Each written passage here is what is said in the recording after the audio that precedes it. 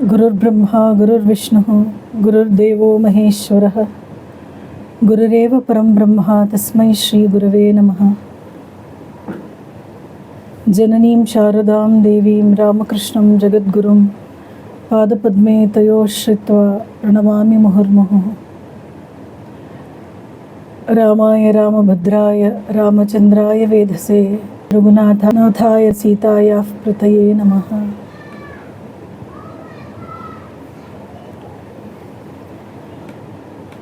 ಎಲ್ಲರಿಗೂ ಪ್ರೀತಿಪೂರ್ವಕ ನಮಸ್ಕಾರಗಳನ್ನು ತಿಳಿಸ್ತಾ, ಇವತ್ತಿನ ವಿಷಯ ರಾಮ, ಭರತ, ಲಕ್ಷ್ಮಣ, ಶತ್ರುಘ್ನ.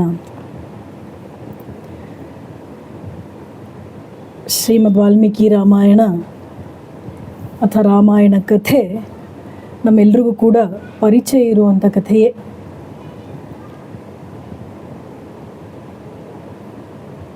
ಸಹಸ್ರಾರು ವರ್ಷಗಳಿಂದ ಶ್ರೀರಾಮನ ಆ ಅದ್ಭುತವಾದಂತಹ ಕಥೆಯ ಬಗ್ಗೆ ಅದೆಷ್ಟು ಜನ ಕಾವ್ಯಗಳನ್ನು ರಚನೆ ಮಾಡಿದ್ದಾರೆ, ಕವನಗಳನ್ನು ರಚನೆ ಮಾಡಿದ್ದಾರೆ, ಭಕ್ತರು ಅದೆಷ್ಟು ಆಸ್ವಾದಿಸಿ ಕವಿತೆಗಳನ್ನು ಬರೆದಿದ್ದಾರೆ, ಭಕ್ತಿ ಪದಗಳನ್ನು ಬರೆದಿದ್ದಾರೆ ಅನ್ನೋದು ಅಪರಿಮಿತವಾದದ್ದು. ಇವತ್ತು ಇದು ವಿಶೇಷವಾಗಿ ಈ ಉಪನ್ಯಾಸ ನಾನು ಹಿಂದಿಯಲ್ಲಿ ಶ್ರೀ ರಾಜೇಂದ್ರ ದಾಸ್ ಜಿ ಮಹಾರಾಜ್ ಅಂತ ಬೃಂದಾವನದಲ್ಲಿ ಮಲೂಕ್ ಪೀಠ ಅಂತ ಅದರ ಪೀಠಾಧೀಶರು ಅವರು ಮಾಡಿರುವಂತಹ ಉಪನ್ಯಾಸವನ್ನು ಆಧರಿಸಿ ಇವತ್ತಿದನ್ನು ನಿಮ್ಮೆಲ್ಲರೊಂದಿಗೆ ಹಂಚ್ಕೊಳ್ಳೋದಕ್ಕೆ ಇಷ್ಟಪಡ್ತಾ ಇದ್ದೀನಿ. ಬಹಳ ಸುಂದರವಾದಂತಹ ಒಂದು ವಿಚಾರ. ಸಾಮಾನ್ಯವಾಗಿ ನಮ್ಮೆಲ್ರಿಗೂ ಕೂಡ ರಾಮ ಮತ್ತು ಲಕ್ಷ್ಮಣರ ನಡುವೆ ಇರುವಂತಹ ಅವಿನಾ ಸಂಬಂಧ, ಲಕ್ಷ್ಮಣ ಹೇಗೆ ರಾಮನನ್ನು ಅನುಸರಿಸಿ ಕಾಡಿಗೆ ಹೋದ, ತನ್ನೆಲ್ಲವನ್ನೂ ಕೂಡ ಬಿಟ್ಟು ಹೋದ ಅನ್ನೋದನ್ನೆಲ್ಲ ಗಮನಿಸಿದ್ದೀವಿ. ಆದರೆ ಭರತ ಶತ್ರುಘ್ನರೂ ಕೂಡ ಯಾವ ರೀತಿಯಲ್ಲೂ ಕೂಡ ಕಡಿಮೆ ಅಲ್ಲ, ಒಬ್ಬರಿಗಿಂತ ಒಬ್ಬರು ಹೆಚ್ಚು, ಒಬ್ಬರ ಜೊತೆ ಒಬ್ಬರು ಸ್ಪರ್ಧಿಸ್ತಾ ಇದ್ದಾರೆ ಅನ್ನುವಷ್ಟರ ಮಟ್ಟಿಗೆ ಅವರು ರಾಮನಲ್ಲಿ ತಮ್ಮ ಪ್ರೀತಿಯನ್ನು ತೋರಿಸ್ತಾರೆ. ರಾಮನ ಕುರಿತಾಗಿ ಅವರಿಗೆ ಆ ಬಗೆಯ ಅನನ್ಯವಾದಂತಹ ಪ್ರೀತಿ ಭಕ್ತಿಯನ್ನು ನಾವು ಕಾಣ್ತೀವಿ. ಇವತ್ತಿನ ವಿಚಾರದ ವೈಶಿಷ್ಟ್ಯ ಏನು ಅಂತ ಹೇಳಿದ್ರೆ, ರಾಮ ಪಾಲಿಸಿದ್ದು ಸಾಮಾನ್ಯ ಧರ್ಮ, ಲಕ್ಷ್ಮಣ ಪಾಲಿಸಿದ್ದು ವಿಶೇಷ ಧರ್ಮ, ಭರತ ಪಾಲಿಸಿದ್ದು ವಿಶೇಷ ತರವಾದಂಥ ಧರ್ಮ, ಶತ್ರುಘ್ನ ಪಾಲಿಸಿದ್ದು ವಿಶೇಷ ತಮವಾದಂಥ ಧರ್ಮ ಅಂತ ಹೀಗೆ ಭಾವಿಸಿದವರು ಶ್ರೀ ಗೋವಿಂದ ರಾಜಾಚಾರ್ಯ ಅಂಥೇಳಿ ವಾಲ್ಮೀಕಿ ರಾಮಾಯಣದ ಮೇಲೆ ಟೀಕೆಯನ್ನು ಬರೆದವರು ಅಥವಾ ಭಾಷ್ಯವನ್ನು ಬರೆದವರು. ಹೇಗೆ ನಮಗೆ ಉಪನಿಷತ್ಗಳು ಭಗವದ್ಗೀತೆ ಮೇಲೆ ಭಾಷ್ಯವನ್ನು ನೋಡ್ತೀವೋ ಹಾಗೆ ಭಾಗವತದ ಮೇಲೂ ಭಾಷ್ಯಗಳನ್ನು ಬರೆದವರಿದ್ದಾರೆ. ವಾಲ್ಮೀಕಿ ರಾಮಾಯಣದ ಬಗ್ಗೆ ಕೂಡ ಬರೆದಿದ್ದಾರೆ. ಅದರಲ್ಲಿ ಇವರು ರಾಮಾನುಜಾಚಾರ್ಯರ ಸಂಪ್ರದಾಯಕ್ಕೆ ಸೇರಿದವರು. ಬಹುಶಃ ರಾಮಾನುಜರ ನಂತರ ಒಂದು 100-200 ವರ್ಷಗಳಲ್ಲಿ, ಅಂದರೆ ಈಗಿನಕ್ಕೆ ನೋಡಿದ್ರೆ 800-900 ವರ್ಷಗಳ ಹಿಂದೆ ಇವರು ಭೂಷಣ ಟೀಕಾ ಅಂಥೇಳಿ ಒಂದು ಟೀಕೆಯನ್ನು ಬರೀತಾರೆ. ಅದರಲ್ಲಿ ಅವರ ಅಭಿಪ್ರಾಯ ಇದು. ಆ ಭಾವನೆಯನ್ನು ಇವಾಗ ನೋಡ್ತಾ ಹೋಗೋಣ. ಶ್ರೀರಾಮನ ತ್ಯಾಗ, ಶ್ರೀರಾಮ ಆದರ್ಶಕ್ಕೋಸ್ಕರ, ತನ್ನ ತಂದೆಯ ಸತ್ಯವಾಕ್ಯ ಪರಿಪಾಲನೆಗೋಸ್ಕರ ಎಷ್ಟೆಲ್ಲ ಅವನು ತ್ಯಾಗ ಮಾಡಿದ, ಕಷ್ಟವನ್ನು ಸ್ವೀಕರಿಸೋದಕ್ಕೆ ಸಿದ್ಧನಾದ, ಮತ್ತು ಎಷ್ಟು ದೃಢಚಿತ್ತನಾಗಿ ಅವನ ನಿರ್ಧಾರದಲ್ಲಿ ನೆಲೆ ನಿಂತ ಅನ್ನೋದೆಲ್ಲ ಸರ್ವವಿದಿತವಾದಂಥ ವಿಚಾರವೇ. ಅವರು ಅಭಿಪ್ರಾಯ ಪಡ್ತಾರೆ, ಶ್ರೀರಾಮ ತೋರಿಸಿಕೊಟ್ಟಿದ್ದು ಸಾಮಾನ್ಯವಾದಂಥ ಧರ್ಮ ಅಂತೆ, ಅಂದರೆ ಜನರು ಅನುಸರಿಸಬಲ್ಲವಾದಂತಹ ಧರ್ಮ ಅದು ಅಂತ. ಸತ್ಯವಾಕ್ಯ ಅದು ಯಾವುದನ್ನು ನಾವು ರಾಮ ಪಾಲಿಸಿದ್ದೇ ಇವತ್ತು ಬಹಳ ಕಷ್ಟಕರ, ಅಸಾಧ್ಯ ಅಂತ ಭಾವಿಸ್ತೀವೋ, ಗೋವಿಂದರಾಜಾಚಾರ್ಯರು ಭಾವಿಸ್ತಾರೆ ಇದು ಸಾಮಾನ್ಯ ಧರ್ಮ, ಅಂದರೆ ಎಲ್ಲರಿಗೂ ಅನ್ವಯವಾಗುವಂಥ ಧರ್ಮ, ಎಲ್ಲರೂ ಅನುಸರಿಸಬಲ್ಲವಾದಂತಹ ಪಥ ಶ್ರೀರಾಮ ತೋರಿಸ್ಕೊಟ್ಟಿದ್ದು ಅಂತ. ಅದಕ್ಕೋಸ್ಕರನೇ ತಾನೇ ಅವನು ತೋರಿಸ್ಕೊಟ್ಟಿದ್ದು ಅಂತ. ಆದರೆ ಅವನ ಸೋದರರು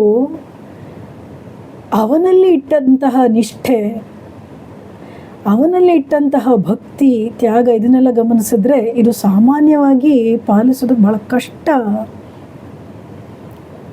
ಅಂತಲೇ ನಾವು ನೋಡ್ತೀವಿ. ಸೊ ಶ್ರೀರಾಮನದು ಸಾಮಾನ್ಯ ಧರ್ಮ ಅಂತ ಹೇಳಿ ಈಗ ಲಕ್ಷ್ಮಣನ ವಿಚಾರಕ್ಕೆ ಬರೋಣ. ಯಾಕಂತೇಳಿದ್ರೆ ರಾಮನ ವಿಚಾರ ಸಾಕಷ್ಟು ಗೊತ್ತಿದೆ ನಮಗೆಲ್ರಿಗೂ. ಲಕ್ಷ್ಮಣ ರಾಮನೊಂದಿಗೆ ತಾನು ಕೂಡ ಕಾಡಿಗೆ ಹೋಗಬೇಕು ಅಂತ ನಿರ್ಧರಿಸ್ತಾನೆ ವಿಚಾರ ಗೊತ್ತಾಗಿದ್ದ ತಕ್ಷಣ. ಆದರೆ ಶ್ರೀರಾಮ ಅವನನ್ನು ತಡಿತಾನೆ. ಲಕ್ಷ್ಮಣ ಹುಟ್ಟಿನಿಂದಲೇ ರಾಮನೊಂದಿಗೆ ಹೇಗಿದ್ದ ಅಂತ ಹೇಳಿದ್ರೆ ಛಾಯೆಯಂತೆ ಇದ್ದ ಅಂತ. ರಾಮನಿಂದ ದೂರ ಇರೋದಕ್ಕೆ ಅವನಿಗೆ ಸಾಧ್ಯನೇ ಇರಲಿಲ್ಲ ಅಂತ. ಪುತ್ರರ ಜನನ ಆದಮೇಲೆ ದಶರಥ ಮಹಾರಾಜ 4 ಮಕ್ಕಳನ್ನು 4 ತೊಟ್ಟಿಲುಗಳಲ್ಲಿ ಮಲಗಿಸಿ ಜನ ಎಲ್ಲ ದರ್ಶನ ಮಾಡೋದಕ್ಕೆ ಅಂತ ಒಂದು ಅವಕಾಶವನ್ನು ಒದಗಿಸಿದಾಗ ಲಕ್ಷ್ಮಣ ಅಳೋದಕ್ಕೆ ಶುರು ಮಾಡ್ತಾರಂತೆ. ಪುಟ್ಟ ಮಗು. ರಾಜವೈದ್ಯರು ನೋಡಿದ್ರು, ಮಂತ್ರಿಗಳು ನೋಡಿದ್ರು, ಯಾರೆಲ್ಲ ನೋಡಿದ್ರು ಕೂಡ ಏನೋ ಒಂದು ಗೊತ್ತಾಗಲಿಲ್ಲ. ಕೊನೆಗೆ ವಸಿಷ್ಠರು ಗುರುಗಳು ಬರ್ತಾರೆ. ಅವರು ಹೇಳ್ತಾರೆ,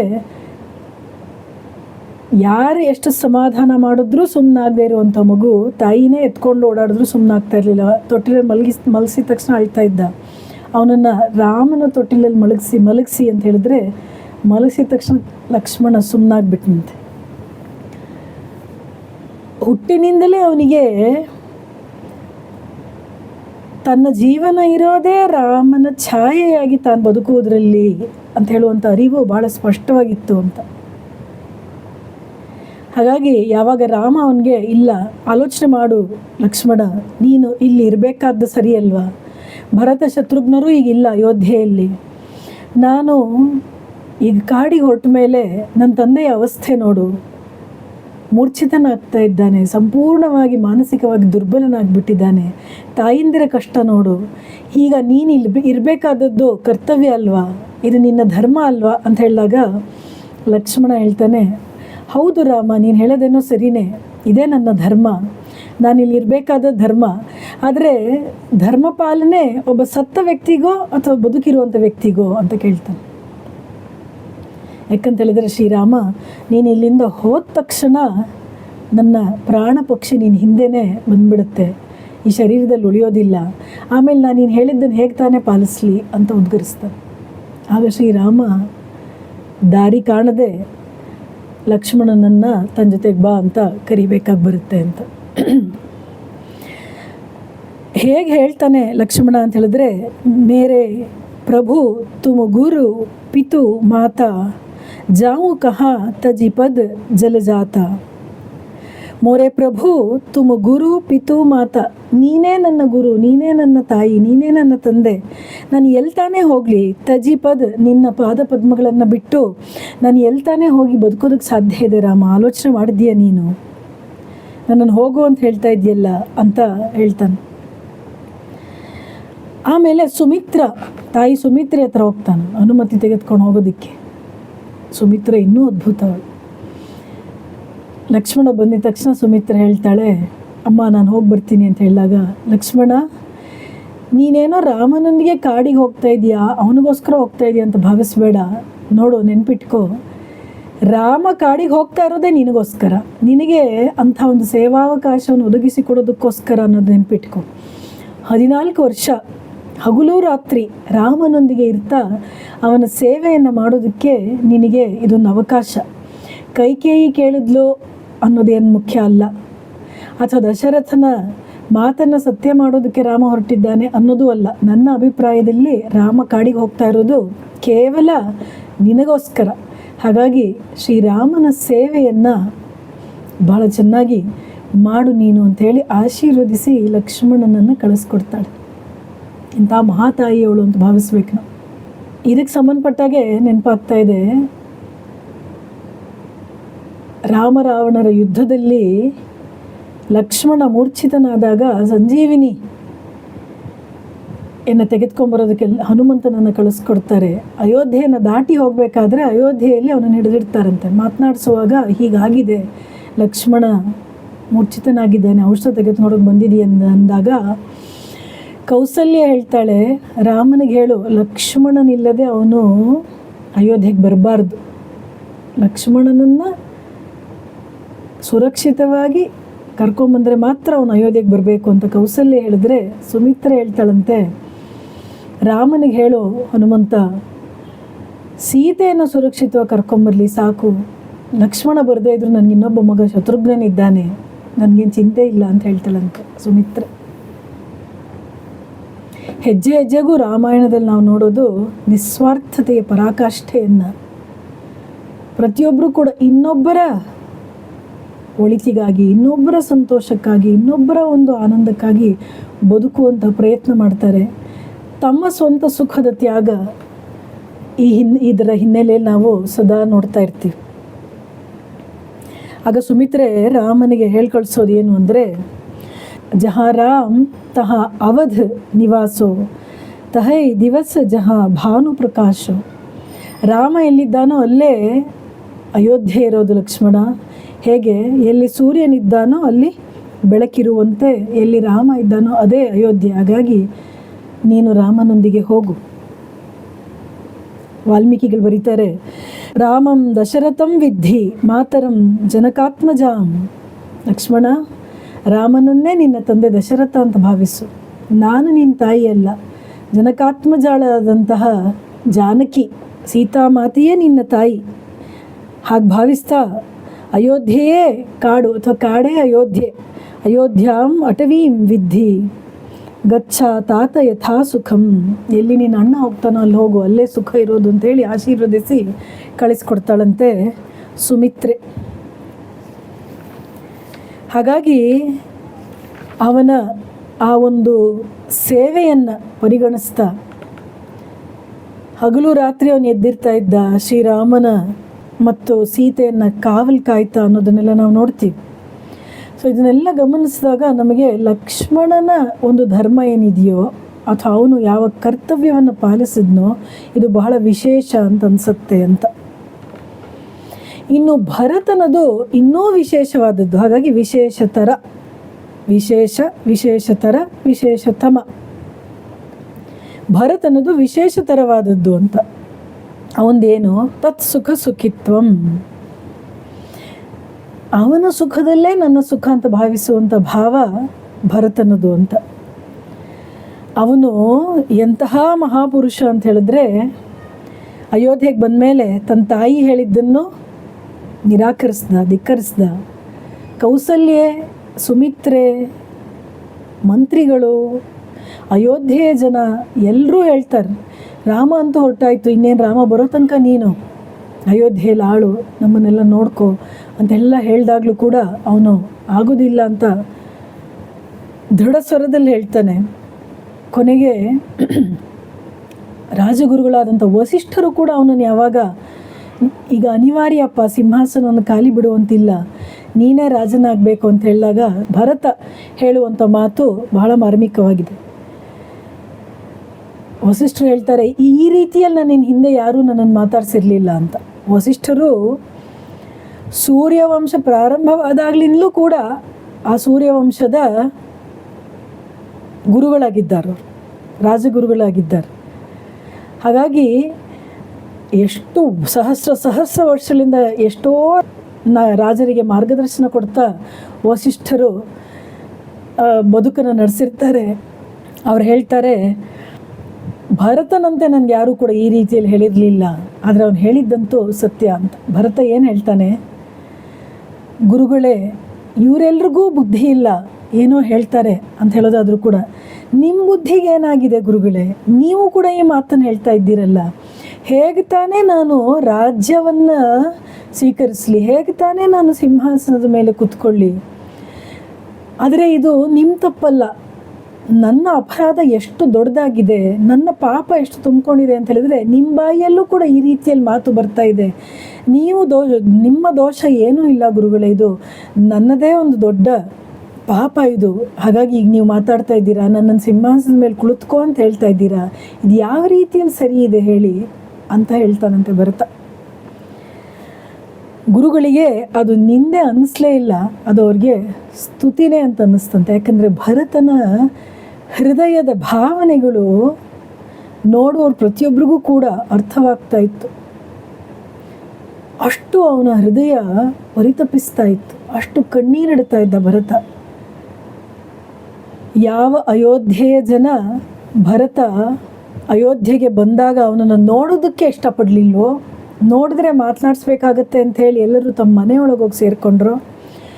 ಕೈಕೇಯಿ ಕೇಳಿದಂಥ ವರಗಳ ಹಿನ್ನೆಲೆಯಲ್ಲಿ ಭರತನ ಆಸೆ ಇದೆ ಅಂತ ಭಾವಿಸಿದಂಥ ಜನ ಎಲ್ಲ ಭರತನನ್ನು ಮೊದಲು ಸರಿಯಾಗಿ ಮಾತನಾಡಿಸ್ಲಿಲ್ಲ. ಆದರೆ ಯಾವಾಗ ಅವರಿಗೆ ಈ ಸತ್ಯ ಗೊತ್ತಾಯಿತು, ಭರತ ಸಿಂಹಾಸನ ಇರೋದಕ್ಕೆ ಸಿದ್ಧನಿಲ್ಲ, ರಾಮನನ್ನು ಕರ್ಕೊಂಬರ್ಬೇಕು ಅಂತ ಹೇಳುವಂಥ ಸಂಕಲ್ಪವನ್ನು ಮಾಡಿದ್ದಾನೆ, ಕಾಡಿಗೆ ಹೊರಟಿದ್ದಾನೆ ಅಂತ ಗೊತ್ತಾಗುತ್ತೋ, ಅವರೆಲ್ಲರೂ ಕೂಡ ಭರತನ ನಡವಳಿಕೆಯನ್ನು ಮೆಚ್ಚಿಕೊಳ್ತಾರೆ. ಭರತ ಅನಾಯಾಸವಾಗಿ ಅವರೆಲ್ಲರ ಹೃದಯ ಸಿಂಹಾಸನವನ್ನು ಏರ್ತಾನೆ. ಅಯೋಧ್ಯೆಯ ಸಿಂಹಾಸನವನ್ನು ಏರದೇ ಇದ್ದರೂ ಕೂಡ ಭರತ ಅಯೋಧ್ಯೆಯ ಎಲ್ಲ ಪ್ರಜೆಗಳ, ಎಲ್ಲ ಗುರು ಹಿರಿಯರ, ತಾಯಂದಿರ ಮುಂದೆ ನಾವು ಕಾಡಿನಲ್ಲಿ ನೋಡ್ತೀವಿ, ಋಷಿ ಮುನಿಗಳ ಎಲ್ಲರ ಹೃದಯ ಸಿಂಹಾಸನವನ್ನು ಅಲಂಕರಿಸ್ತಾನೆ. ಅವನನ್ನು ನೋಡಿದ್ರೆ ಜನಕ್ಕೆ ಅರ್ಥ ಆಗ್ತಾ ಇತ್ತು ಎಷ್ಟು ದುಃಖ ತಪ್ತನಾಗಿದ್ದಾನೆ. ತಾಯಿ ಮಾಡಿದಂತಹ ತಪ್ಪಿಗೋಸ್ಕರ ಅವನು ಎಷ್ಟು ಪಶ್ಚಾತ್ತಾಪ ಪಟ್ಟ ಅಂತ ಹೇಳಿದ್ರೆ, ಒಬ್ಬರು ಈ ರಾಮಾಯಣದ ಬಗ್ಗೆನೇ ಉಪನ್ಯಾಸ ಮಾಡುವಾಗ ಭಾಳ ಚೆನ್ನಾಗಿ ಒಂದು ಮಾತು ಹೇಳಿದರು. ಭರತ ಒಬ್ಬನೇ ಇಡೀ ಜಗತ್ತಿನಲ್ಲಿ ತಾನು ಮಾಡದಿರುವ ತಪ್ಪಿಗೋಸ್ಕರ ಪ್ರಾಯಶ್ಚಿತ್ತ ಪಟ್ಟವನು ಅಂತ. ಮಾಡಿದ ತಪ್ಪಿಗೂ ಪ್ರಾಯಶ್ಚಿತ್ತ ಪಡುವವರು ಇಲ್ಲೇ ಇರುವಂತಹ ಕಾಲದಲ್ಲಿ ನಾವು ಭರತನನ್ನು ನೆನಪು ಮಾಡ್ಕೊಳ್ಬೇಕು. ತಪ್ಪು ಮಾಡಿದ್ದು ಅವನ ತಾಯಿ, ಆದರೆ ಭರತ ಅದನ್ನು ಸರಿಪಡಿಸೋದಕ್ಕೆ ಅಂತ ಹೇಳಿ ಅದೆಷ್ಟು ಕಣ್ಣೀರಿಡ್ತಾನೆ. 14 ವರ್ಷವೂ ಕಣ್ಣೀರಿಟ್ಟನಂತೆ ಭರತ. ಸೊ ಹೀಗೆ ಸೈನ್ಯ, ಮಂತ್ರಿಗಳು, ತಾಯಂದಿರು ಎಲ್ಲರೂ, ದೊಡ್ಡ ಪರಿವಾರವೇ ರಾಮನನ್ನು ಹುಡುಕೊಂಡು ಹೋಗುತ್ತೆ. ದಾರಿಯಲ್ಲಿ ಗುಹ ಭೇಟಿಯಾಗ್ತಾನೆ. ಅವನಿಗೂ ಕೂಡ ಮೊದಲು ಪ್ರಶ್ನೆ ಇರುತ್ತೆ, ಆದರೆ ಭರತನನ್ನು ನೋಡಿದ ಮೇಲೆ ಗೊತ್ತಾಗುತ್ತೆ ಭರತನ ಉದ್ದೇಶವೇ ಬೇರೆ ಆಗಿದೆ ಅಂತ. ಆಮೇಲೆ ಪ್ರಯಾಗ್ರಾಜ್ಗೆ ಬರ್ತಾರೆ. ಅಲ್ಲಿ ಭಾರದ್ವಾಜ ಮುನಿಗಳ ಆಶ್ರಮಕ್ಕೆ ಭೇಟಿ ಕೊಡ್ತಾರೆ. ಅವ್ರಿಗೆಲ್ಲರಿಗೂ ರಾಮ ಕಾಡಿಗೆ ಬಂದಿದ್ದು ಸಂತೋಷ ಆಗಿರುತ್ತೆ. ಯಾಕೆ? ಈ ನೆಪದಿಂದಾಗಿ ಅವರೆಲ್ಲರೂ ರಾಮನನ್ನು ಮತ್ತೆ ಮತ್ತೆ ನೋಡಬಹುದಿತ್ತು. ಕಾಡಿನಲ್ಲಿರುವಂಥ ಎಷ್ಟೋ ಋಷಿ ಮುನಿಗಳಿಗೋಸ್ಕರನೇ ರಾಮಾವತಾರ ಅಂತ ಕೂಡ ನಾವು ಕೇಳ್ತೀವಿ. ರಾವಣನ ವಧೆ ಒಂದು ಕಡೆ ಆದರೆ, ಈ ಅನೇಕ ಋಷಿ ಮುನಿಗಳು ತಪಸ್ಸು ಮಾಡ್ತಾಯಿದ್ರು ದೀರ್ಘಕಾಲದಿಂದ. ಸೊ ಅವರೆಲ್ಲರಿಗೋಸ್ಕರ ಕೂಡ ಶ್ರೀರಾಮ ಅವತರಿಸಿ ಬಂದ ಅಂತ. ಅವರೆಲ್ಲರಿಗೂ ಒಂದು ಕಡೆ ರಾಮನಿಗಾದಂಥ ಕಷ್ಟದ ಬಗ್ಗೆ ನೋವಿದ್ರೂ ಕೂಡ ರಾಮ ನಮಗೆ ಸಿಕ್ಕಿದಾನಲ್ಲ, ನಮಗೆ ಸಮೀಪದಲ್ಲಿದ್ದಾನಲ್ಲ ಅಂತ ಹೇಳುವಂಥ ಒಂದು ಸಂತೋಷವೂ ಅವ್ರಿಗಿತ್ತು. ಭರತ ಬಂದು ಕರ್ಕೊಂಡು ಹೋಗ್ತೀನಿ ಅಂದಾಗ ಮೊದಲು ಬೇಡ ಅನಿಸಿದ್ರು ಕೂಡ ಭರತನ ಮನಸ್ಥಿತಿಯನ್ನು ಕಂಡು ಅವ್ರಿಗೂ ಎಲ್ಲ ಅನ್ನಿಸ್ತಾ ಇತ್ತು ಅಂತ, ಇಲ್ಲ ರಾಮ ಅಯೋಧ್ಯೆಗೆ ಹೋಗಬೇಕು.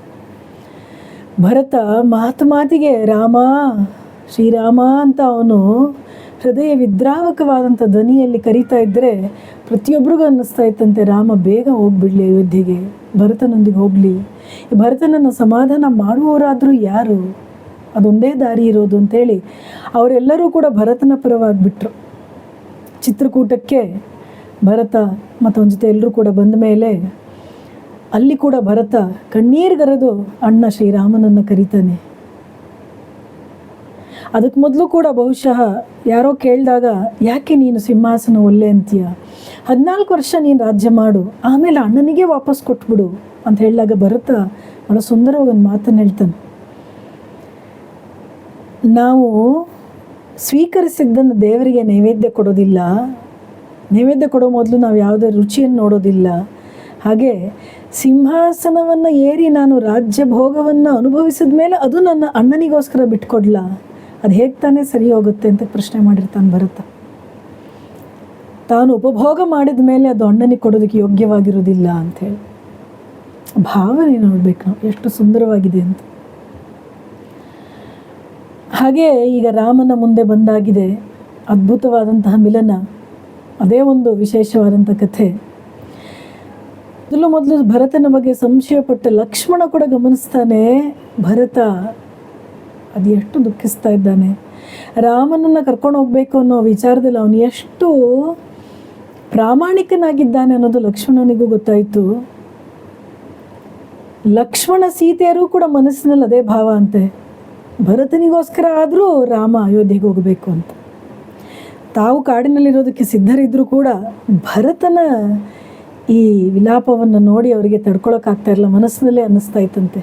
ಸೀತೆಗೂ ಕೂಡ ರಾಮ ಕರುಣಾಸಾಗರ, ಅವನು ಭರತನನ್ನು ಎಷ್ಟು ದುಃಖಿಸೋದಕ್ಕೆ ಬಿಡೋದಿಲ್ಲ, ಒಪ್ಕೊಂಡ್ಬಿಡ್ತಾನೆ ಅಂತ ಅನಿಸಿತ್ತಂತೆ. ಈ ಉಪನ್ಯಾಸವನ್ನು ಮಾಡಿದಂತಹ ಆ ಪೂಜ್ಯ ಸ್ವಾಮೀಜಿಯವರು ಭಾಳ ಚೆನ್ನಾಗಿ ಹೇಳಿದ್ರು, ಎಲ್ಲರ ಓಟು ಕೂಡ ಈಗ ಭರತನ ಪರವಾಗಿ ಆಗೋಯಿತು ಅಂತ, ರಾಮನ ಪರವಾಗಿ ಯಾರೂ ಇಲ್ಲ ಅಂತ. ಆದರೆ ಅದು ರಾಮನ ವೈಶಿಷ್ಟ್ಯ ಏನು, ಅವನು ಒಮ್ಮೆ ಒಂದು ನಿರ್ಧಾರವನ್ನು ತೆಗೆದುಕೊಂಡ ಅಂತ ಹೇಳಿದ್ರೆ ಯಾರೂ ಅವನನ್ನು ಆ ನಿರ್ಧಾರದಿಂದ ವಿಚಲಿತಗೊಳಿಸೋದಕ್ಕೆ ಸಾಧ್ಯ ಇರಲಿಲ್ಲ. ಅಂತಹ ದೃಢ ಮನಸ್ಸು ಶ್ರೀರಾಮನದು. ಭರತನ ಈ ನೋವನ್ನು ಕಂಡು ರಾಮ ಹೇಳ್ತಾನೆ, ಆಗಲಿ ಭರತ ನೀನೇ ಹೇಳು ಏನು ಮಾಡಬೇಕೀಗ ಅಂಥೇಳಿ. ಆಗ ಇವ್ರು ಹೇಳ್ತಾರೆ, ಭರತ ಈಗ ತನ್ನ ಧರ್ಮವನ್ನು ಪಕ್ಕಕ್ಕಿಟ್ಟು ಪ್ರೇಮ ಧರ್ಮವನ್ನು ಪಾಲಿಸ್ತಾನಂತೆ. ಅಂದರೆ ಏನು, ತಾನೇನಾದರೂ ಹೀಗೇ ಹಠ ಹಿಡಿದ್ರೆ ರಾಮ ಒಪ್ಕೊಂಡ್ಬಿಡ್ತಾನೇನೋ, ಆದರೆ ರಾಮನ ಮನಸ್ಸಿಗೆ ನೋವಾಗುತ್ತೆ. ತಂದೆಯ ಮಾತನ್ನು ಸತ್ಯ ಮಾಡೋದಕ್ಕೆ ಸಾಧ್ಯ ಆಗಲಿಲ್ವಲ್ಲ. ಯಾವ ರಘುವಂಶದಲ್ಲಿ ಎಂಥೆಂಥ ಮಹಾಪುರುಷರಿದ್ದರು, ಸತ್ಯವಾದಿಗಳಿದ್ದರು, ಅಂಥ ರಘುವಂಶದಲ್ಲಿ ಇವತ್ತು ನನ್ನ ತಂದೆಯ ಮಾತು ಸುಳ್ಳಾಗೋಯ್ತು ಅಂಥೇಳಿ ರಾಮನಿಗೆ ದುಃಖ ಆಗುತ್ತೆ ಅಂಥೇಳಿ ಭರತ ಕೊನೆಗೆ ರಾಮನ ಪಾದುಕೆಯನ್ನು ತೆಗೆದುಕೊಂಡೋಗಿ ಸಿಂಹಾಸನದ ಮೇಲೆ ಇರಿಸಿ ತಾನು ರಾಜ್ಯಭಾರ ಮಾಡೋದಕ್ಕೆ ಒಪ್ಕೋತಾನೆ ಅಂತ. ಆ ಒಪ್ಪಿಗೆಯ ಹಿನ್ನೆಲೆಯಲ್ಲೂ ಇದ್ದದ್ದು ಶ್ರೀರಾಮನ ಕುರಿತಾದಂಥ ಪ್ರೀತಿಯೇ ವಿನ ಶ್ರೀರಾಮನನ್ನು ಇನ್ನು ಯಾವ ಇಕ್ಕಟ್ಟಿನ ಪರಿಸ್ಥಿತಿಗೂ ತಾನು ಒಳಪಡಿಸಬಾರ್ದು. ಶ್ರೀರಾಮನನ್ನು ಅನಿವಾರ್ಯವಾಗಿ ಯಾವುದೋ ಒಂದು ನಿರ್ಧಾರವನ್ನು ತೆಗೆದುಕೊಳ್ಳುವಂತೆ ಅವನು ಆ ಪರಿಸ್ಥಿತಿಯನ್ನು ತಂದು ಕೊಡಬಾರ್ದು ಅಂಥೇಳಿ ಈ ಒಂದು ಉಪಾಯಕ್ಕೆ ಭರತ ಒಪ್ಪಿಕೊಳ್ಳುತ್ತಾನೆ ಅಂತ. ಬಹಳ ಭಕ್ತಿಯಿಂದ ರಾಮನ ಪಾದುಕೆಗಳನ್ನು ತಂದು ಸಿಂಹಾಸನದ ಮೇಲೆ ಅದನ್ನು ಇರಿಸಿ ಅವನು ಮಾತ್ರ ನಂದಿ ಗ್ರಾಮದಲ್ಲೇ ಉಳ್ಕೊಂಡ ಅಯೋಧ್ಯೆಯ ಹೊರಗೆ ಅಂತ ನಾವು ನೋಡ್ತೀವಿ. ಅಯೋಧ್ಯೆಯ ಹೊರಗೆ ಅವನು ವಾಸ ಮಾಡಿದ್ದಾದರೂ ಹೇಗೆ, ಶ್ರೀರಾಮನಂತೆಯೇ ಅವನು ಕೂಡ ಜಟೆಗಳನ್ನು ಬಿಟ್ಟು ವಲ್ಕಲವನ್ನು ಧರಿಸಿ, ರಾಮನಿಗಾದರೂ ಸೀತೆ ಲಕ್ಷ್ಮಣ ಇಬ್ಬರು ಇದ್ದರು ಸೇವೆ ಮಾಡೋದಕ್ಕೆ, ಭರತನಿಗೆ ಯಾರೂ ಇರಲಿಲ್ವಂತೆ. ಹೆಚ್ಚು ಕಡಿಮೆ ಅನ್ನ ಆಹಾರಾದಿಗಳನ್ನು ತ್ಯಜಿಸಿ ಎಂಬಂತೆ ಅವನು ಬದುಕ್ತಾನೆ ಒಂದು ಸಣ್ಣ ಕುಟೀರದಲ್ಲಿ. ರಾಮ ಈಗ ನೆಲದ ಮೇಲೆ ಮಲ್ಕೊಳ್ತಾ ಇದ್ದಾನೆ, ಅವನಿಗೆ ಸಮನಾಗಿ ನಾನು ನೆಲದ ಮೇಲೆ ಮಲ್ಕೋಬಾರ್ದು ಅಂಥೇಳಿ ನೆಲದಲ್ಲಿ ಒಂದು ಹಳ್ಳವನ್ನು ತೋಡಿ ಆ ಹಳ್ಳದಲ್ಲಿ ಅವನಿಗಿಂತ ಕೆಳಗಿರಬೇಕು ಅಂಥೇಳಿ ಕೆಳಗೆ ಮಲ್ಕೊಳ್ತಾ ಇದ್ದಂತೆ ಭರತ. ಈ ಮಾತು ಹೇಳುವಾಗ ನನಗೆ ಸ್ವಾಮಿ ವಿವೇಕಾನಂದರು ಮತ್ತು ಸ್ವಾಮಿ ತುರಿಯಾನಂದರ ಜೀವನದ ಒಂದು ಘಟನೆ ನೆನಪಾಗುತ್ತೆ.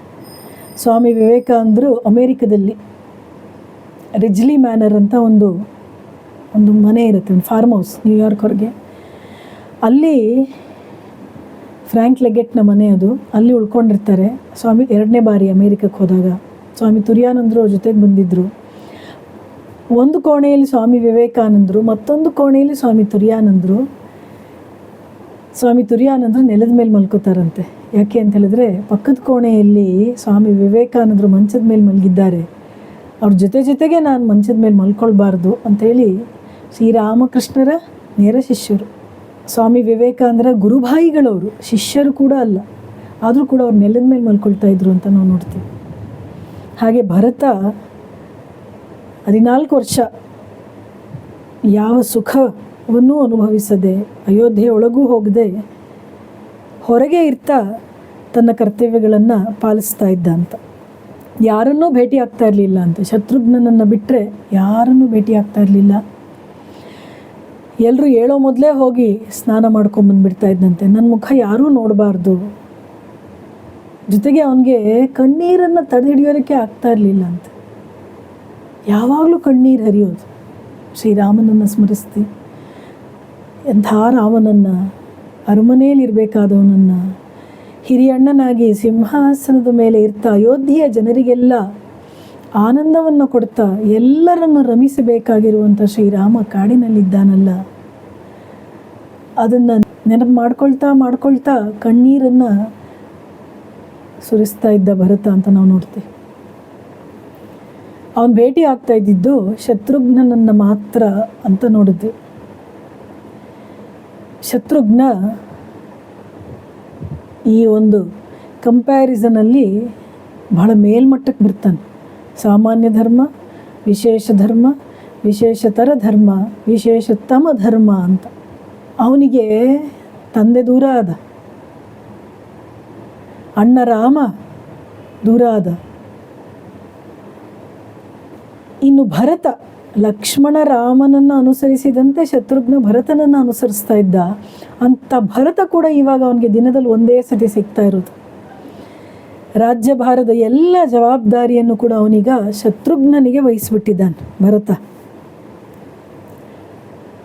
ಅಯೋಧ್ಯೆ ಒಳಗೆ ಹೋಗಿ ಎಲ್ಲ ಸರಿಯಾಗಿದೆಯೋ ಇಲ್ವೋ ಪ್ರತಿಯೊಂದನ್ನು ಗಮನಿಸುವಂಥ ಕೆಲಸವನ್ನು ಈಗ ಶತ್ರುಘ್ನನಿಗೆ ವಹಿಸಿರೋದ್ರಿಂದ ಅದೆಲ್ಲವನ್ನೂ ಮಾಡಬೇಕಾಗಿದೆ. ಅವನಿಗೆ ಇಷ್ಟವಿಲ್ಲೇ ಇದ್ದರೂ ಕೂಡ ಅವನಿಗೂ ಕೂಡ ಮನಸ್ಸಿನಲ್ಲಿ ಇದ್ದದ್ದು ಏನು ಆಸೆ ಅಂತ ಹೇಳಿದ್ರೆ, ತಾನು ಭರತನೊಂದಿಗೆ ವಲ್ಕಲವನ್ನು ಧರಿಸ್ಕೊಂಡು ತಾನು ಕೂಡ ಆ ಬಗೆಯ ತಪಸ್ವಿ ಜೀವನವನ್ನು ನಡೆಸಬೇಕು ಅಂತಲೇ. ಆದರೆ ಇವನು ತನ್ನ ಸ್ವಂತ ಆಸೆಯನ್ನು ಬಲಿ ಕೊಟ್ಟು ಕರ್ತವ್ಯವನ್ನು ಪಾಲಿಸ್ತಾನಲ್ಲ, ಅವನದು ಇನ್ನೂ ಹೆಚ್ಚಿನ ಧರ್ಮ ಅಂತ ಭಾವಿಸ್ತಾರೆ. ಶತ್ರುಘ್ನನ ವಿಚಾರದಲ್ಲಿ ಒಂದು ಮಾತು ಹೇಳ್ತಾರೆ, ಶತ್ರುಘ್ನ ಕಣ್ತುಂಬ ಯಾವತ್ತೂ ರಾಮನನ್ನು ನೋಡಲಿಲ್ಲ ಅಂತೆ. ಯಾಕೆ? ವಾಲ್ಮೀಕಿಗಳು ಹೇಳ್ತಾರೆ, ರಾಮ ದುಷ್ಟಚಿತ್ತಾಪಹಾರಿ. ಯಾರು ಅವನನ್ನು ನೋಡ್ತಾರೋ ಅವರ ಮನಸ್ಸನ್ನು ಸಂಪೂರ್ಣ ಅಪಹರಿಸಿ ಬಿಡ್ತಾನೆ ಶ್ರೀರಾಮ ಅಂತ. ಅಂತಹ ಅಲೌಕಿಕವಾದಂತಹ ದಿವ್ಯವಾದಂತಹ ಸೌಂದರ್ಯ, ಒಂದು ಹಿತಕರವಾದಂತಹ ಸೌಂದರ್ಯ, ಒಳಗಿನ ಅವನ ಪರಮ ಪವಿತ್ರವಾದಂಥ ಚಾರಿತ್ರ್ಯ ಅವನ ವ್ಯಕ್ತಿತ್ವದಲ್ಲಿ ಹೇಗೆ ಹೊರಸೂಸ್ತಾ ಇತ್ತು. ಅವನ ಧರ್ಮನಿಷ್ಠೆ, ಅವನ ಸತ್ಯನಿಷ್ಠೆ ಎಲ್ಲ ಅವನಲ್ಲಿದ್ದಂಥ ಅದ್ಭುತವಾದಂಥ ವಿಚಾರಗಳು ಅವನ ವ್ಯಕ್ತಿತ್ವದಲ್ಲಿ ಹೇಗೆ ಹೊಳಿತಾ ಇತ್ತು ಅಂತ ಹೇಳಿದ್ರೆ, ನೋಡುವವರು ನೋಡ್ತಾನೇ ಇರಬೇಕು ಅಂತ ಅನ್ನಿಸ್ತಾ ಇತ್ತು. ಹಾಗಾಗ್ಬಿಡತ್ತೆ ಅಂಥೇಳಿ ಶತ್ರುಘ್ನ ರಾಮನನ್ನು ಕಣ್ತುಂಬ ಯಾವತ್ತೂ ನೋಡ್ತಾ ಇರಲಿಲ್ಲ ಅಂತೆ. ಹಾಗೆ ಮಾಡಿದರೆ ತಾನು ಭರತನ ಸೇವೆಯನ್ನು ಸರಿಯಾಗಿ ಮಾಡೋಕ್ಕಾಗೋದಿಲ್ಲ ಅಂತ. ಅವನು ತನ್ನ ಜೀವನ ಸಾರ್ಥಕ್ಯವನ್ನು ಹರಿದಾಸನ ಸೇವೆಯನ್ನು ಮಾಡೋದ್ರ ಮೂಲಕ ಪಡ್ಕೋಬೇಕು ಅಂತ ಹೊರಟವನು. ಹರಿಯ ಸೇವೆ ಅಲ್ಲ, ಹರಿದಾಸನ ಸೇವೆ. ದಾಸಾನುದಾಸನಾಗಿ ತಾನು ಬದುಕನ್ನು ನಡೆಸಬೇಕು ಅಂತ ಭಾವಿಸಿದವನು. ವೈಷ್ಣವ ಮತದಲ್ಲಿ ಮತ್ತು ನಾವು ನೋಡ್ತೀವಿ ಭಕ್ತಿಶಾಸ್ತ್ರದಲ್ಲಿ ಭಗವಂತನ ಭಕ್ತರನ್ನು ಯಾರು ಸೇವೆ ಮಾಡ್ತಾರೋ ಅಂಥವ್ರ ವಿಚಾರದಲ್ಲಿ ಭಗವಂತ ಸಂತುಷ್ಟನಾಗ್ತಾನೆ ಅಂತ. ಅಂಥ ಶ್ರೇಷ್ಠ ಭಕ್ತರ ಸೇವೆಯನ್ನು ಮಾಡೋದೇ ಒಂದು ದೊಡ್ಡ ಸಾಧನೆ ಅಂತ. ಸೊ ಶತ್ರುಘ್ನನ ಪಾಲಿಗೆ ಭರತನ ಸೇವೆಯಲ್ಲಿ ಯಾವುದೇ ಬಗೆಯ ವಂಚನೆ ಆಗಬಾರ್ದು. ಹಾಗಾಗಿ ಅವನು ರಾಮನನ್ನು ಕಣ್ತುಂಬ ಕೂಡ ನೋಡ್ತಾ ಇರಲಿಲ್ಲ. ಇಡೀ ಜಗತ್ತು ರಾಮನನ್ನು ನೋಡಬೇಕು ಅಂತ ಹಾತೊರಿತಾ ಇದ್ದರೆ ಅವಕಾಶ ಸಿಕ್ಕರೂ ಕೂಡ ಕಣ್ತುಂಬ ನೋಡ್ತಾ ಇರಲಿಲ್ಲ. ಆಮೇಲೆ ಹಾಗೇ ಬಿಡಬೇಕು, ನನ್ನ ಕರ್ತವ್ಯದಲ್ಲಿ ನಾನು ತೊಡಗೋದಕ್ಕೆ ಸಾಧ್ಯ ಇಲ್ಲ ಅಂಥೇಳಿ ಎಲ್ರಿಗಿಂತ ಚಿಕ್ಕವನಾದರೂ ಕೂಡ ಬಹಳ ದೊಡ್ಡ ಜವಾಬ್ದಾರಿಯನ್ನು ಅವನು ವಹಿಸಿಕೊಳ್ತಾನೆ. ಅವನು ಕೂಡ ಅಯೋಧ್ಯೆಯ ಅರಮನೆಯಲ್ಲೇ ವಾಸ ಮಾಡಿದ್ರು ಕೂಡ ಅವನು ಹಾಸಿಗೆ ಮೇಲೆ ಏನು ಮಲ್ಕೋತಾ ಇರಲಿಲ್ಲ, ನೆಲದ ಮೇಲೆ ಮಲ್ಕೊಳ್ತಾ ಇದ್ದ. ಊಟ ಮಾಡಿದಂತೆ ತೋರಿಸ್ಕೊಳ್ತಾ ಇದ್ದಂತೆ. ಅವನು ಸರಿಯಾಗಿ ಊಟ ಮಾಡ್ತಾ ಇರಲಿಲ್ಲ. ರಾತ್ರಿ ಎಲ್ಲ ಅವನು ಹಾ ರಾಮ ಹಾ ಭರತ ಅಂಥೇಳಿ ಕಣ್ಣೀರಿರ್ತಾ ಇದ್ದಂತೆ ಶತ್ರುಘ್ನ. ಈಗ ಅವನಿಗೆ ಜವಾಬ್ದಾರಿಯನ್ನು ವಹಿಸಿದ ಮೇಲೆ ಬೆಳಿಗ್ಗೆ ಎದ್ದ ಮೇಲೆ ಅವನು ಮೊದಲು ಗೋಶಾಲೆಗೆ ಹೋಗ್ತಾನೆ. ಗೋಶಾಲೆಗೆ ಹೋಗಿ ನೋಡ್ತಾನೆ, ಹಸುಗಳೆಲ್ಲ ಮೇಯ್ತಾ ಇಲ್ಲ, ಸರಿಯಾಗಿ ಮೇಯ್ತಾ ಇಲ್ಲ. ಹಾಗಾಗಿ ಬಡಕಲಾಗ್ಬಿಟ್ಟಿವೆ, ಕರುಗಳಿಗೂ ಸರಿಯಾಗಿ ಹಾಲು ಸಿಗ್ತಾ ಇಲ್ಲ. ರಾಮ ಕಾಡಿಗೆ ಹೋಗಿರೋಂಥ ದುಃಖ ಗೋಶಾಲೆಯಲ್ಲೂ ಕೂಡ ಗೊತ್ತಾಗ್ತಾ ಇದೆ. ಶತ್ರುಘ್ನ ಹೋಗಿ ಹೇಳ್ತಾನೆ, ಯಾಕೆ ನೀವೆಲ್ಲ ಹೀಗೆ ಮಾಡ್ತಾ ಇದ್ದೀರಾ? ನಿಮ್ಮ ನೋವು ನನಗೆ ಅರ್ಥ ಆಗುತ್ತೆ. ಆದರೆ ರಾಮ 14 ವರ್ಷ ಆದಮೇಲೆ ವಾಪಸ್ ಬಂದ ಮೇಲೆ ಅವನನ್ನು ನೋಡಬೇಕು ಅಂತ ಆಸೆ ನಿಮಗಿಲ್ವಾ? ಅವನು ನಿಮ್ಮನ್ನು ನೋಡಿದಾಗ ಅವನು ಸಂತೋಷ ಪಡಬೇಕು ಅನ್ನೋ ಆಸೆ ನಿಮಗಿಲ್ವಾ? ರಾಮ ಅಲ್ಲಿಂದ ಬಂದ ಮೇಲೂ ನಿಮ್ಮನ್ನೆಲ್ಲ ಹೀಗೆ ದುರ್ಬಲವಾಗಿ ಕಂಡಾಗ ಅವನು ದುಃಖಿಸ್ಬೇಕು ಅಂತ ಇಷ್ಟಪಡ್ತೀರೇ ನೀವು? ರಾಮ ಬಂದಿದ್ದ ತಕ್ಷಣ, ಅಯೋಧ್ಯೆಗೆ ಬಂದಿದ್ದ ತಕ್ಷಣ ನಿಮ್ಮನ್ನೆಲ್ಲ ನೋಡಿ ಅವ್ನು ಸಂತೋಷ ಪಡಬೇಕು. ಹಾಗಾಗಿ ನೀವೆಲ್ಲ ಇನ್ಮೇಲೆ ಹೊಟ್ಟೆ ತುಂಬ ತಿನ್ನಿ, ಇನ್ನೂ ಚೆನ್ನಾಗಿ ತಿನ್ಬೇಕು, ನೀವು ನಿಮ್ಮ ಕರುಗಳನ್ನು ಚೆನ್ನಾಗಿ ನೋಡ್ಕೊಳ್ಬೇಕು. ರಾಮ ಬಂದಮೇಲೆ ಅವನಿಗೆ ರಾಜ್ಯಾಭಿಷೇಕ ಆಗುತ್ತೆ. ಆಗ ಅವನಿಗೆ ಹಾಲಿನ ಅಭಿಷೇಕ ಮಾಡುವಾಗ ನಿಮ್ಮ ಹಾಲಿನಿಂದಲೇ ಮಾಡಬೇಕು. ನೀವೆಲ್ಲ ಸರಿಯಾಗಿ ಹಾಲು ಕೊಡಲಿಲ್ಲ ಅಂದರೆ ದೇವಲೋಕದಿಂದ ಕಾಮಧೇನುವನ್ನು ಕರೆಸ್ತಾರೆ. ಹಾಗಾಗಬಾರ್ದು ತಾನೆ. ನೀವು ಶ್ರೀರಾಮನ ಸೇವೆಯನ್ನು ಮಾಡಬೇಕು ತಾನೆ. ಆಗ ಬರುವಂಥ ಅನೇಕ ಋಷಿಮುನಿಗಳು, ಸಾಧು ಸಂತರು, ಜನರು, ಅವ್ರಿಗೆಲ್ಲ ಹಾಲು, ಮೊಸರು, ತುಪ್ಪ ಇದರ ಅವಶ್ಯಕತೆ ಇರುತ್ತೆ. ಹಾಗಾಗಿ ನೀವು ಇವತ್ತಿನಿಂದಲೇ ಶ್ರೀರಾಮನಿಗೋಸ್ಕರ 14 ವರ್ಷ ಆದಮೇಲೆ ಶ್ರೀರಾಮ ಬರ್ತಾನೆ ಅಂಥೇಳಿ ಅವನಿಗೋಸ್ಕರ ಅಂಥೇಳಿ ನೀವು ಈಗ ಸರಿಯಾಗಿ ಊಟ ಮಾಡಬೇಕು, ನಿಮ್ಮ ಕರುಗಳನ್ನು ಚೆನ್ನಾಗಿ ನೋಡ್ಕೋಬೇಕು ಅಂಥೇಳಿ ಆ ಗೋವುಗಳ ಮನಸ್ಸನ್ನು ಒಲಿಸ್ತಾನಂತೆ. ಹಾಗೆಯೇ ಅಶ್ವಗಳು, ಕುದುರೆಗಳಿರುವಂತಹ ಜಾಗಕ್ಕೆ ಹೋಗಿ ಆ ಕುದುರೆಗಳಿಗೂ ಹೇಳ್ತಾನೆ, ಆನೆಗಳಿಗೂ ಹೇಳ್ತಾನೆ, ಅಯೋಧ್ಯೆಯ ಜನರಿಗೆ, ಪ್ರಜೆಗಳಿಗೆಲ್ಲ ಮನವೊಲಿಸ್ತಾನೆ.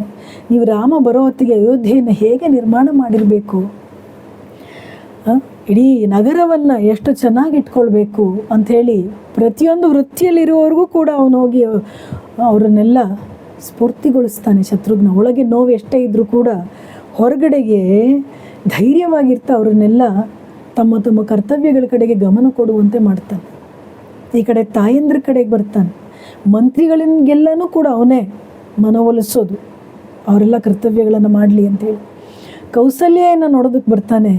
ಕೌಸಲ್ಯ ಕೂಡ ಊಟ ಮಾಡದೆ ಕೂತ್ಬಿಟ್ಟಿರ್ತಾಳೆ ರಾಮ ಹೋದ್ಮೇಲೆ. ಶತ್ರುಘ್ನ ಅವಳ ಬಳಿ ಬಂದು ನೋಡ್ತಾನೆ. ಇವಳಿಗೆ ಹೇಗೆ ಅಂತ ಹೋಲಿಸೋದು ಅಂತ ಆಲೋಚನೆ ಮಾಡ್ತಾನೆ. ಒಂದು ಉಪಾಯ ಮಾಡ್ತಾನೆ. ಒಂದು ತಾಯಿ ಹೃದಯವನ್ನು ಹೋಲಿಸ್ಕೊಳ್ಬೇಕಾದ್ರೆ ಒಂದೇ ದಾರಿ. ಅಮ್ಮ, ಇಡೀ ಅಯೋಧ್ಯೆಯ ಜನ ನನ್ನ ಮುಖ ನೋಡೋದಕ್ಕೆ ಇಷ್ಟಪಡ್ತಾ ಇಲ್ಲ, ಹಾಗಾಗಿ ಯಾರೂ ಸರಿಯಾಗಿ ಊಟ ಕೊಡ್ತಾ ಇಲ್ಲ, ನೀನು ದಯವಿಟ್ಟು ನಾನು ತಿನ್ನೋದಕ್ಕೆ ಏನಾದರೂ ತಂದು ಕೊಡ್ತೀಯಾ, ನನಗೆ ಬಹಳ ಹಸಿವಾಗಿದೆ ಅಂತ ಕೇಳ್ತಾನಂತೆ ಶತ್ರುಘ್ನ. ಆಗ ಕೌಸಲ್ಯೆ ತಕ್ಷಣ ಎದ್ದೋಗ್ತಾಳೆ. ಮಗು, ನೀನೇನು ತಿಂದಿಲ್ವ ಅಂಥೇಳಿ ಅವನಿಗೆ ತಿನ್ನೋದಕ್ಕೆ ಅಂಥೇಳಿ ಏನೋ ಸಿಹಿ ತಿಂಡಿಯನ್ನು ತೆಗೆದುಕೊಂಡ್ಬರ್ತಾಳೆ. ತಿನ್ಸೋದಕ್ಕೆ ಹೊರಟಾಗ ಶತ್ರುಘ್ನ ಹೇಳ್ತಾನೆ, ಅಮ್ಮ ಹೀಗಲ್ಲ, ನೀನು ಸ್ನಾನಾದಿಗಳನ್ನು ಮಾಡಿ ನೀನು ಸ್ವೀಕರಿಸಿ, ನೀನು ನಿನ್ನ ಕೈಯಾರೆ ನನಗೆ ತಿನ್ನಿಸ್ಬೇಕು ಅಂಥೇಳಿ ಹೇಗೋ ಮಾಡಿ ಅವಳನ್ನು ಕೂಡ ಆ ರೀತಿಯಲ್ಲಿ ಹೋಲಿಸ್ತಾನೆ. ಸುಮಿತ್ರೆ, ಕೈಕೇಯಿರನ್ನು ಕೂಡ ಮಾತನಾಡಿಸ್ತಾನೆ. ಎಲ್ಲರಿಗೂ ಕೂಡ ಒಂದು ರೀತಿಯಲ್ಲಿ ತಮ್ಮ ತಮ್ಮ ಜೀವನಗಳಿಗೆ ಮರಳಿ ಬರುವಂತೆ ಮಾಡಿದಂಥವನು ಶತ್ರುಘ್ನ. ಇವರೆಲ್ಲರೂ ಅವರವರ ಧರ್ಮಗಳನ್ನು ಪಾಲಿಸ್ತಾ ಇದ್ಬಿಟ್ರು, ಅದೇ ದೊಡ್ಡ ಜವಾಬ್ದಾರಿಯನ್ನು ತೆಗೆದುಕೊಂಡು ಅಷ್ಟೂ ಜನರನ್ನು, ಇಡೀ ಅಯೋಧ್ಯೆಯನ್ನು ಸಂಭಾಳಿಸಿದವನು ಶತ್ರುಘ್ನ. ಹಾಗಾಗಿ ಅವನ ಧರ್ಮ ವಿಶೇಷತಮವಾದದ್ದು ಅಂಥೇಳಿ 14 ವರ್ಷ ಕೂಡ ಅವನು ಕೂಡ ರಾಮ ಯಾವಾಗ ಬರ್ತಾನೆ, ಭರತನಂತೆಯೇ ಶತ್ರುಘ್ನನೂ ಕೂಡ ರಾಮ ಯಾವಾಗ ಬರ್ತಾನೆ ಅಂಥೇಳಿ ಪ್ರತಿದಿನ ರಾಮನಿಗೋಸ್ಕರ ಕಾಯ್ತಾ, ರಾಮನನ್ನೇ ಸ್ಮರಿಸ್ತಾ, ಭರತನನ್ನೂ ಸ್ಮರಿಸ್ತಾ ತನ್ನ ದಿನಗಳನ್ನು ಕಳೀತಾ ಇರ್ತಾನಂತೆ.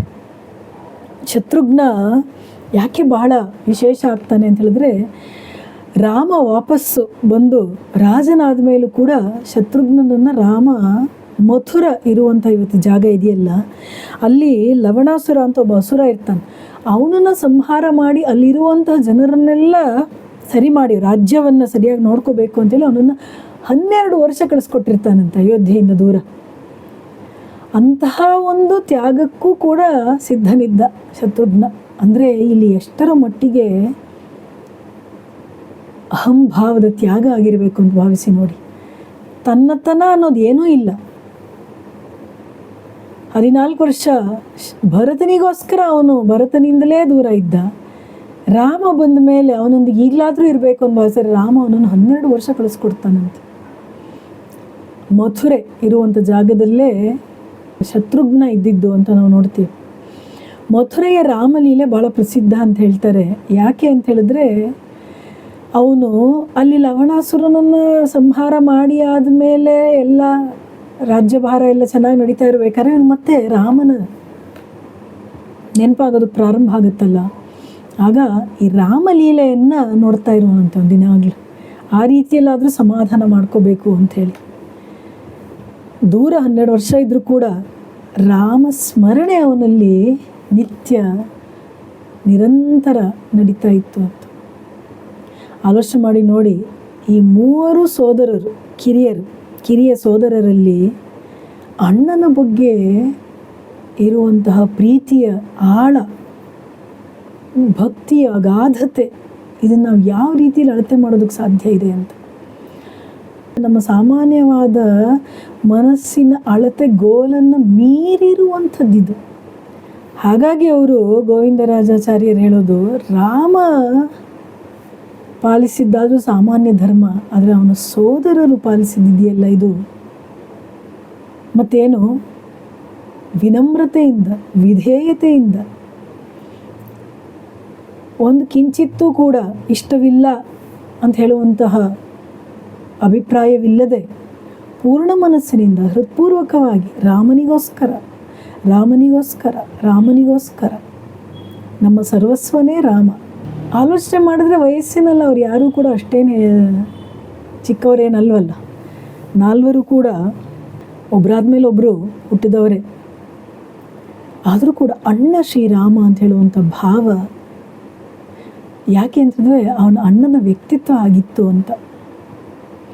ರಾಮನ ಮನಸ್ಸಿಗೆ ನೋವು ಕೊಡೋದಕ್ಕೆ ಯಾರಿಗೂ ಇಷ್ಟ ಆಗ್ತಾ ಇರಲಿಲ್ಲ ಅಂತ. ಯಾಕೆ, ಅವನು ಎಂದಿಗೂ ಯಾರಿಗೂ ನೋವು ಕೊಟ್ಟವನಲ್ಲ.